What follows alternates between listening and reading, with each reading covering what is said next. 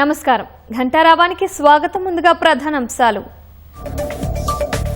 నేడు సిడబ్ల్యూసీ సమావేశానికి హాజరు కానున్న ముఖ్యమంత్రి.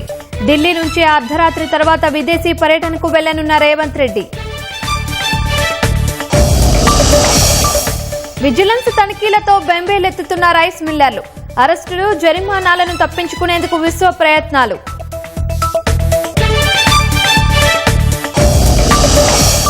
పోలీస్ నియామక ప్రక్రియలో ప్రతి అభ్యర్థికి విశిష్ట గుర్తింపు సంఖ్య. అక్రమాలకు చెక్ పెట్టేందుకు బోర్డు నిర్ణయం.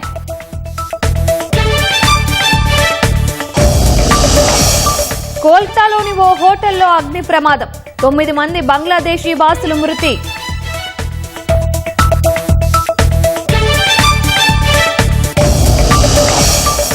నల్గొండ జిల్లాలో ప్రైవేటు స్కూల్ ప్రిన్సిపల్ రూపారెడ్డి హత్య కేసులో పురోగతి. 10వ తరగతి విద్యార్థులే నిందితులని పోలీసుల అనుమానం.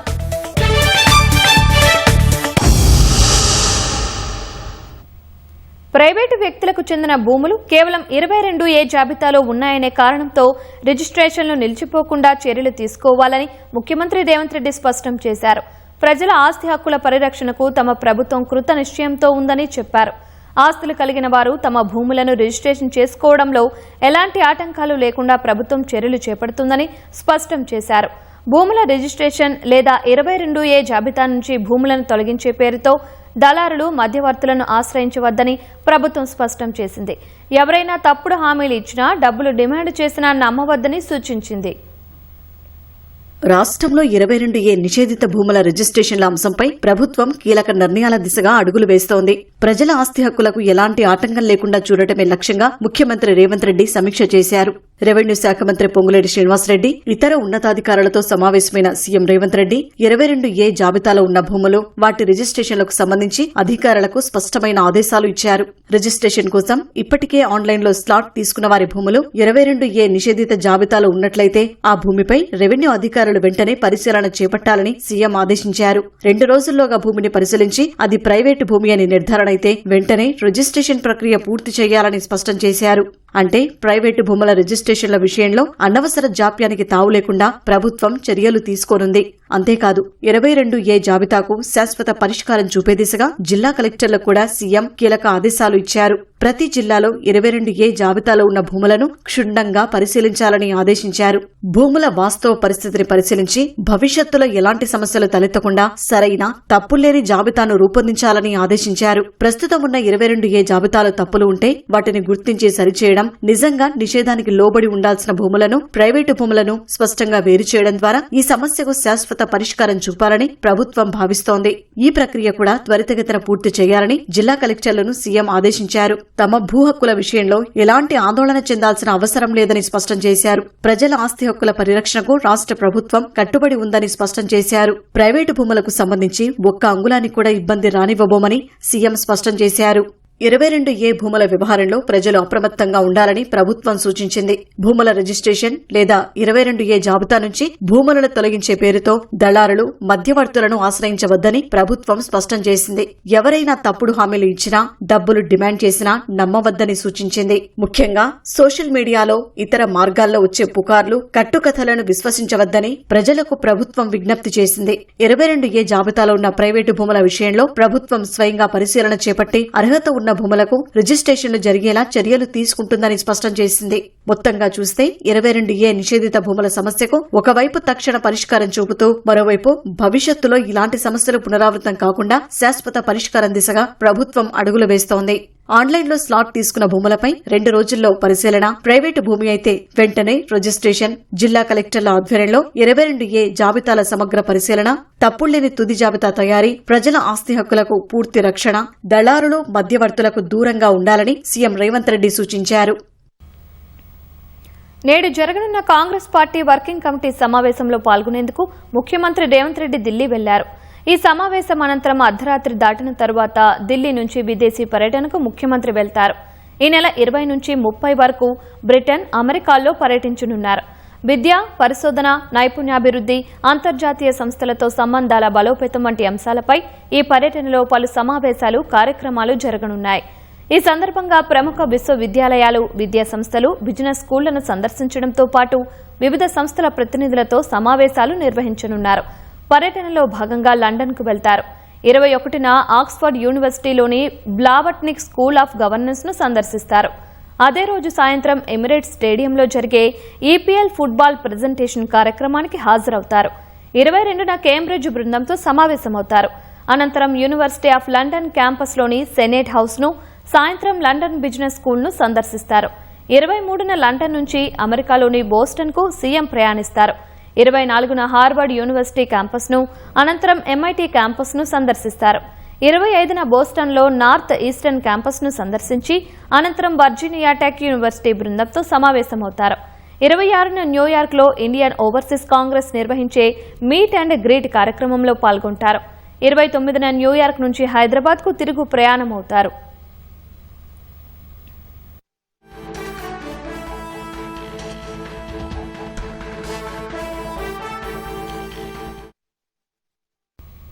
రైస్ మిల్లులో విజిలెన్స్ ఎన్ఫోర్స్మెంట్ సోదాలు ఎడతెరిపి లేకుండా కొనసాగుతున్న వేళ వాటిని ఆపేందుకు మిల్లర్లు, కొందరు సంఘం ప్రతినిధులు ముమ్మరంగా పైరవీలు చేస్తున్నారు. కేసులు నమోదు కాకుండా విఫల ప్రయత్నాలు చేస్తున్నారు. ప్రభుత్వం మాత్రం ధాన్యాన్ని దారి మళ్లించిన వారి పట్ల కఠినంగా వ్యవహరించాలని నిర్ణయం తీసుకున్నట్లు తెలిసిందే.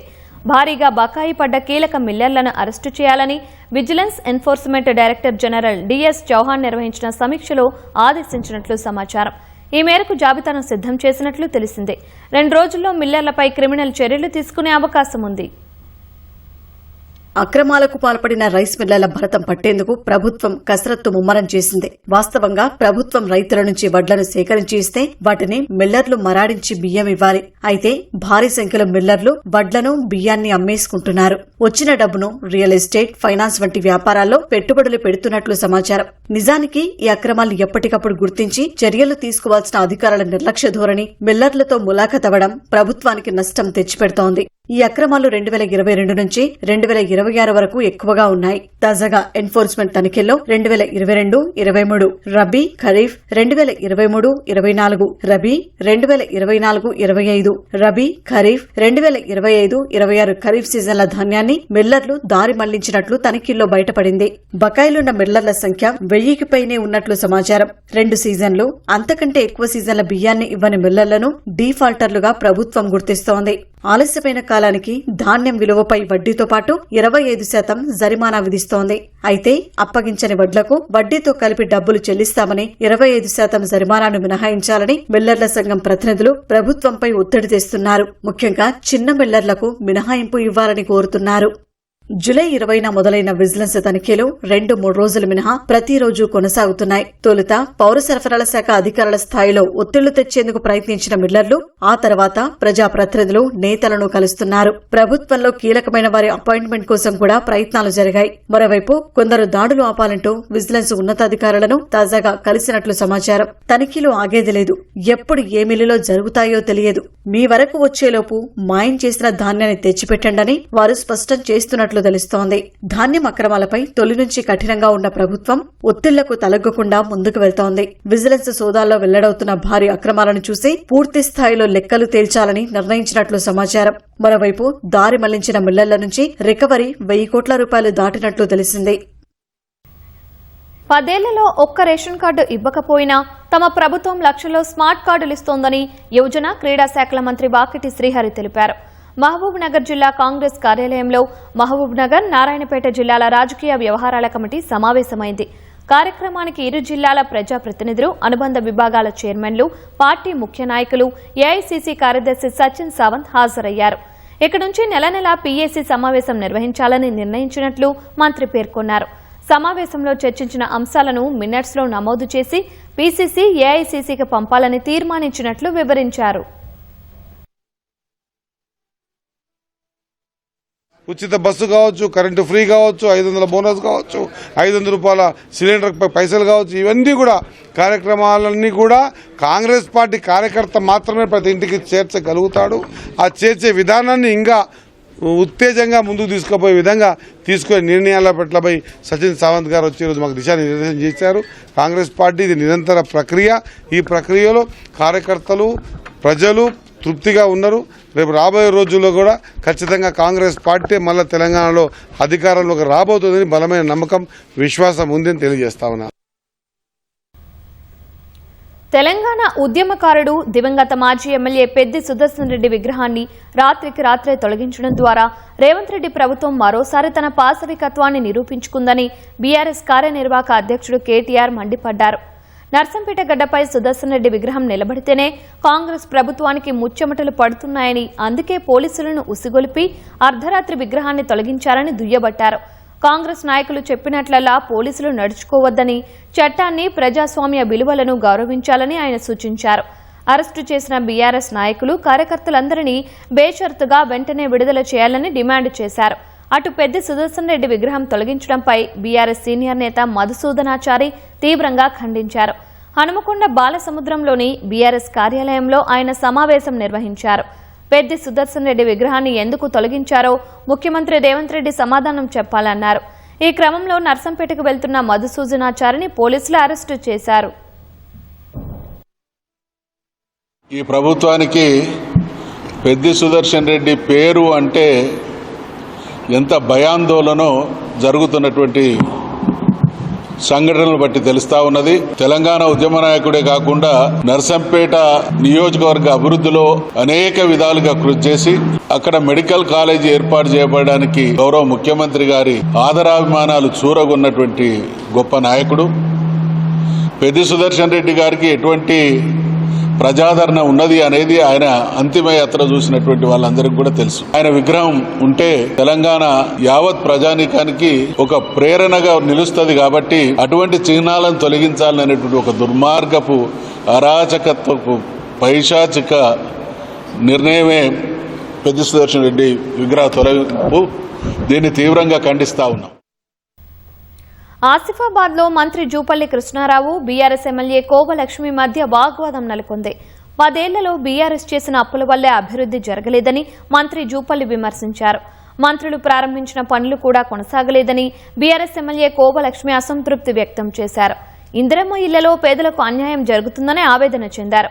అధికారిక సమావేశం నుంచి ఆమె వాకౌట్ చేశారు. పోలీస్ నియామక ప్రక్రియలో అక్రమాలకు చెక్ పెట్టేందుకు రాష్ట్ర స్థాయి పోలీస్ నియామక మండలి కీలక నిర్ణయం తీసుకుంది. ఇక ప్రతి అభ్యర్థికి ప్రత్యేకమైన యూనిక్ ఐడి కేటాయించనున్నారు. దరఖాస్తు చేసిన నాటి నుంచి ఉద్యోగం సాధించే వరకు ప్రతి దశలోని వివరాలు అందులో నిక్షిప్తం కానున్నాయి. భవిష్యత్తులో అభ్యంతరాలు, ఫిర్యాదులు, న్యాయపరమైన వివాదాలు తలెత్తినా అభ్యర్థికి సంబంధించిన పూర్తి సమాచారమే కీలక ఆధారంగా మారనుంది. నియామక ప్రక్రియలో మరింత పారదర్శకత, ఖచ్చితత్వం తీసుకురావడమే లక్ష్యంగా టీఎస్ఎల్పీఆర్బీ ఈ వినూత్న విధానాన్ని మరింత పగడ్బందీగా అమలు చేయనుంది. పోటీ పరీక్షల నియామకాల్లో ఎలాంటి అక్రమాలకు తావు లేకుండా పగడ్బందీగా నిర్వహిస్తూ ప్రత్యేకతను చాటుతున్న తెలంగాణ రాష్ట్ర స్థాయి పోలీసు నియామక మండలి టీఎస్ఎల్ పీఆర్బీ మరో వినూత్న ప్రయోగంపై దృష్టి సారించింది. హోంశాఖ పరిధిలోని పోస్టులతో పాటు ఇతర శాఖల పోస్టుల భర్తీకి చేపడుతున్న నియామకాల ప్రక్రియలో ఖచ్చితత్వం కోసం పక్కా ప్రణాళికతో ముందుకెళుతోంది. ఆయా పోస్టులకు దరఖాస్తు చేసే అభ్యర్థుల సమస్త వివరాల్ని ప్రత్యేకంగా నిక్షిప్తం చేస్తోంది. ఇందుకోసం ప్రతి అభ్యర్థికి ప్రత్యేకంగా యూనిక్ ఐడీని కేటాయిస్తోంది. దరఖాస్తు దశ నుంచి అభ్యర్థి ఉద్యోగం సాధించడం లేదా పోటీ నుంచి నిష్క్రమించే వరకు గల పూర్తి వివరాల్ని అందులో పొందుపరుస్తోంది.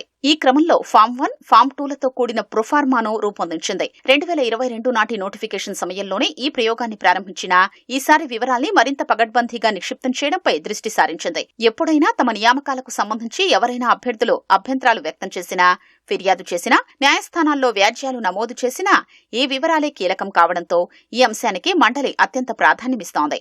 అలాంటి ప్రతికూలతలు ఎదురైనప్పుడు దీటుగా సమాధానమివ్వడం ద్వారా ఎలాంటి అనుమానాలకు ఆస్కారం లేకుండా చూడొచ్చని మండలి ఉన్నతాధికారులు భావిస్తున్నారు.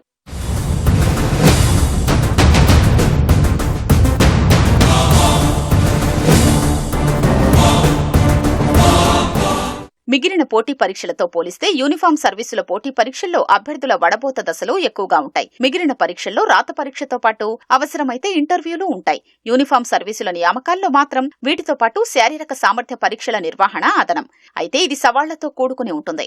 దీనికి తోడు కటాఫ్ మార్కుల్ని హారిజాంటల్, వర్టికల్ విధానాల్లో పగడ్బందీగా కేటాయించాల్సి ఉంటుంది. ఈ క్రమంలో వీటి నిర్వహణకు సంబంధించి అభ్యర్థులు అనేక సందేహాలు లేవనెత్తే అవకాశం ఉంటుంది. అందుకే ప్రతి దశలో అభ్యర్థి కనబరిచే ప్రతిభ, సామర్థ్యానికి సంబంధించి మార్చిన ప్రతి చిన్న అంశాన్ని అతడికి కేటాయించిన ఐడీలో నిక్షిప్తం చేస్తున్నారు. నియామక ప్రక్రియలో భాగంగా ముందుగా అభ్యర్థుల నుంచి దరఖాస్తులు స్వీకరిస్తారు. ఇవే అభ్యర్థులకు సంబంధించిన ప్రాథమిక వివరాలు. వీటినే ఎంపిక ప్రక్రియ ముగిసే వరకు ప్రామాణికంగా తీసుకుంటారు.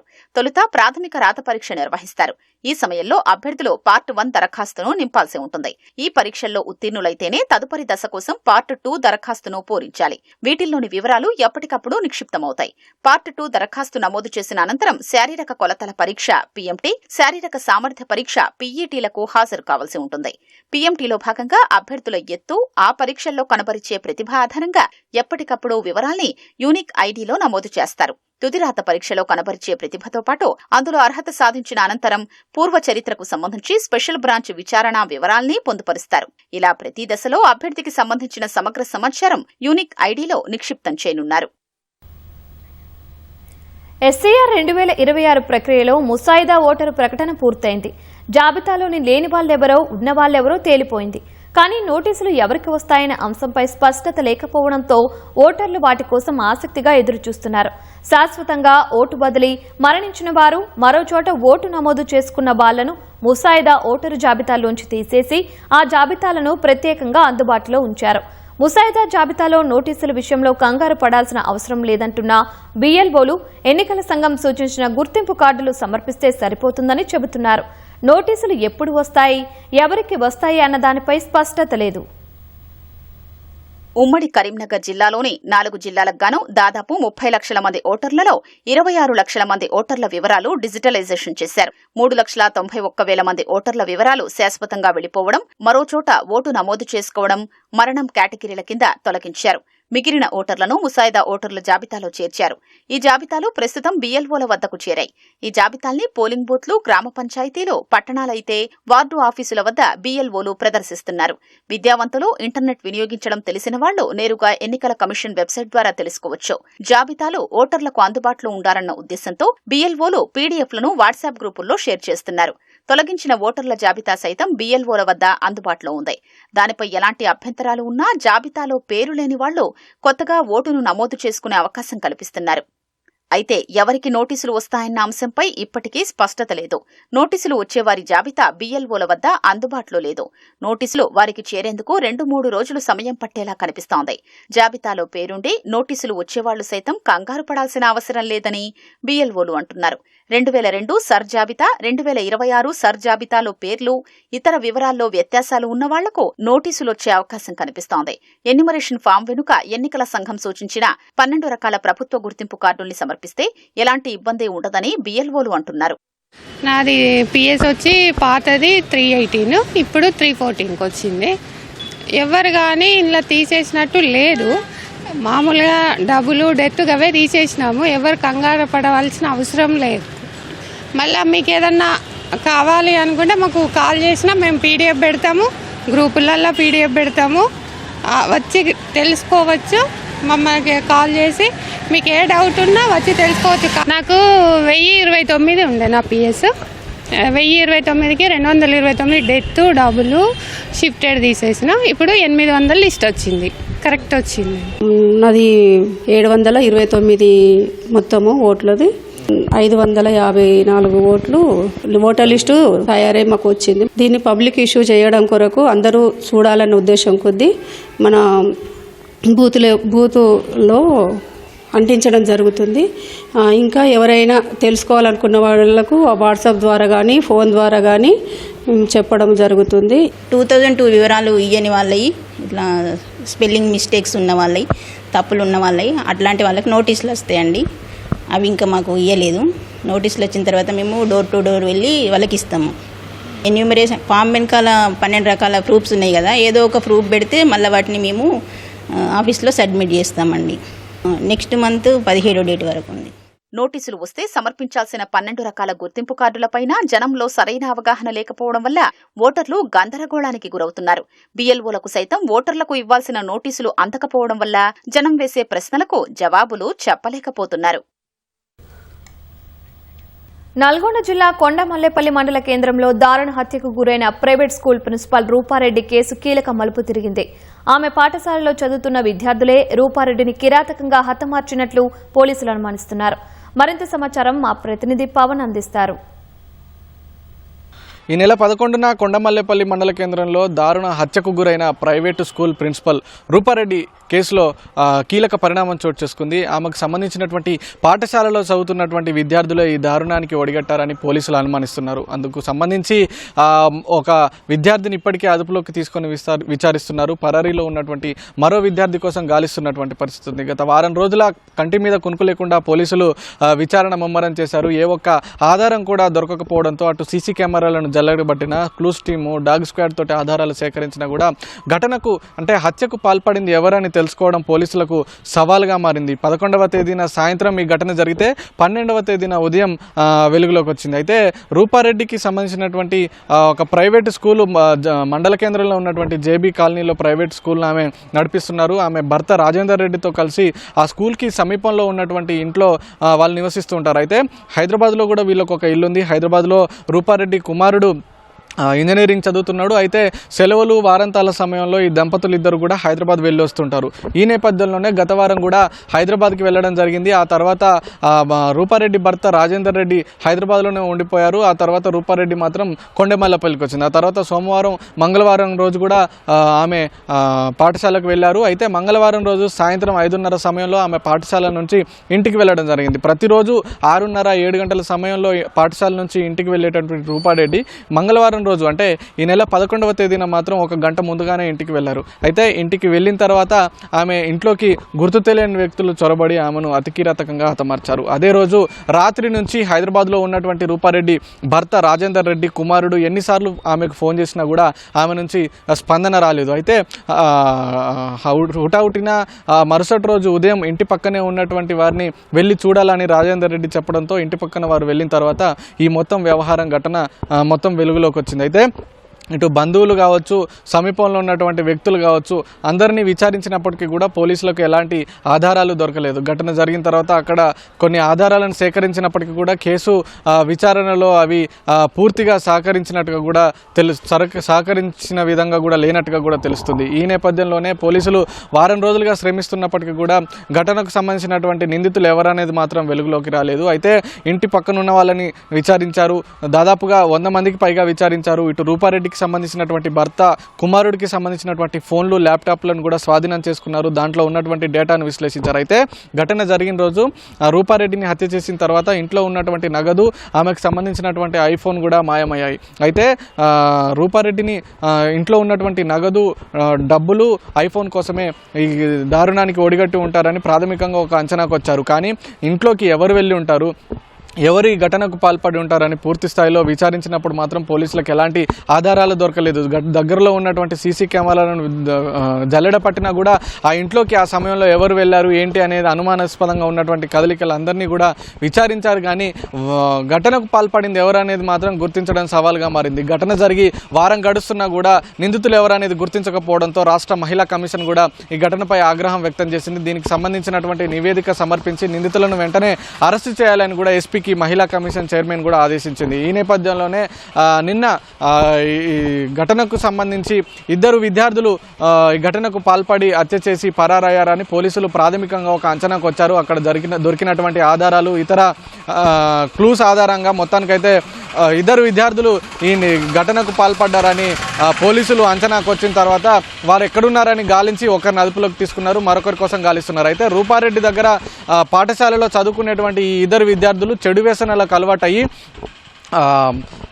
డబ్బుల కోసము అలాగే ఐఫోన్ కోసం ఈ ఘాతుకానికి ఒడిగట్టి ఉంటారని ప్రాథమికంగా పోలీసులు అంచనాకు వచ్చారు. అయితే ఘటన జరిగిన తర్వాత నిందితులకు సంబంధించి ఆధారాలు సేకరించే క్రమంలో పోలీసులు మండల కేంద్రానికి సమీపంలో ఉన్నటువంటి పులితండాకు వెళ్లే మార్గంలో రక్తపు మరకలు అంటి ఉన్నటువంటి కొన్ని గ్లౌజులను, ఇతర ఆధారాలను స్వాధీనం చేసుకున్నారు. అయితే ఘటనకు పాల్పడే సమయంలో విద్యార్థులు రూపారెడ్డి ఇంట్లోకి వెళ్లే సమయంలో మాస్కులు ధరించి, అలాగే హుడీ ధరించి, అలాగే గ్లౌజులు ధరించి వీటన్నిటిని కొనుగోలు చేసి వెళ్ళారు. పక్కా పథకం ప్రకారం వెళ్ళారు. అంటే ఈ ఘటనకు సంబంధించి ముందే హత్య ఎలా చేయాలి, పోలీసులకు దొరకకుండా ఎలా తప్పించుకోవాలి అనేటువంటి విషయాలను ఈ విద్యార్థులు యూట్యూబ్లో వెతికిన తర్వాతే ఈ ఘటనకు పాల్పడి ఉంటారని, పక్కా పథకం ప్రకారం పాల్పడి ఉంటారని పోలీసులు ప్రాథమికంగా భావిస్తున్నారు. అయితే దీనికి సంబంధించి ప్రస్తుతం ఒక విద్యార్థిని అయితే అదుపులోకి తీసుకున్నారు.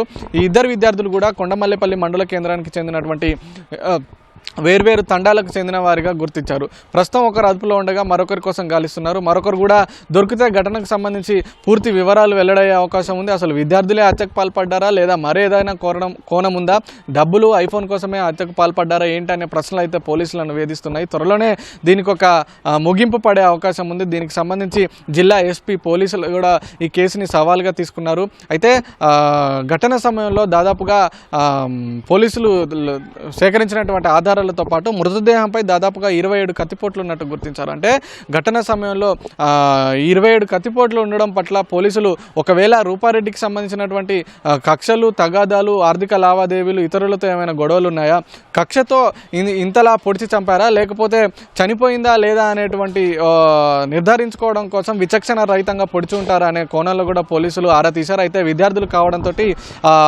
ఒకవేళ ఆమె బతికి బయటకు వస్తే కనుక ఈ మొత్తం వ్యవహారం వెలుగులోకి వచ్చే అవకాశం ఉంటుందనే భయంతో విచక్షణ రహితంగా ఆమెపై కత్తులతో వెంట తీసుకున్నటువంటి బ్లేడ్లతో కూడా విద్యార్థులు దాడి చేసి హతమార్చినట్టుగా పోలీసులు ప్రాథమికంగా అయితే గుర్తిస్తున్నారు. దానికి సంబంధించినటువంటి ఆధారాలను కూడా సేకరిస్తున్నారు. అయితే 10వ తరగతి చదువుతున్నటువంటి విద్యార్థులు ఈ ఘటనకు పాల్పడడం పట్ల విస్మయం కలుగుతుంది. గతంలో హైదరాబాద్కి సంబంధించినటువంటి కూకట్పల్లిలో కూడా 13 ఏళ్ల బాలిక సహస్ర అనే బాలికను 10వ తరగతి చదువుతున్నటువంటి ఇంటి పక్కనే ఉన్నటువంటి యువకుడు కూడా బ్యాట్ కోసం అతికిరాతకంగా హతమార్చాడు. ఆ ఘటనను గుర్తు చేస్తుంది ఇప్పుడు కొండమల్లెపల్లిలో జరిగినటువంటి రూపారెడ్డి హత్య కేసు కూడా. ప్రస్తుతం అయితే విచారణ కొనసాగుతుంది. త్వరలోనే మరో నిందితుడిని కూడా పట్టుకుంటాము. ఘటనకు సంబంధించి నిందితులు ఎవరు, ఎందుకు చంపారు అనేటువంటి పూర్తి ఆధారాలు కూడా సేకరిస్తామని చెప్పి పోలీసులు చెప్తున్నారు. కెమెరామెన్ జనార్దన్తో పవన్, ఈటీవీ న్యూస్, నల్గొండ నుంచి. పశ్చిమ బెంగాల్ రాజధాని కోల్కతాలో ఘోర అగ్ని ప్రమాదం జరిగింది.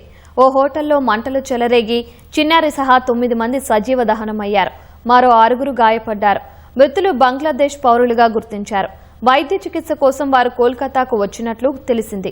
మీర్జా గాలిబ్ స్ట్రీట్లో ఉన్న ఓ హోటల్ గదిలో అర్ధరాత్రి 2 గంటల సమయంలో అకస్మాత్తుగా మంటలు చెలరేగాయి. నిమిషాల వ్యవధిలో మంటలు మరో 4 గదులకు వ్యాపించాయి. నిద్రలో ఉండడంతో పాటు దట్టమైన పొగ కారణంగా అందులోని సభ్యులు బయటకు రాలేకపోయారు. సమాచారం అందుకున్న పోలీసులు, అగ్నిమాపక సిబ్బంది హుటాహుటిన ఘటనా స్థలికి చేరుకుని సహాయక చర్యలు చేపట్టారు. అపస్మారక స్థితిలో ఉన్న 9 మందిని ఆసుపత్రికి తరలించగా అప్పటికే వారు మృతి చెందారు.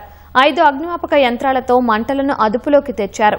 ఏసీ పెళ్లడం వల్లే ప్రమాదం జరిగి ఉంటుందని పోలీసులు భావిస్తున్నారు.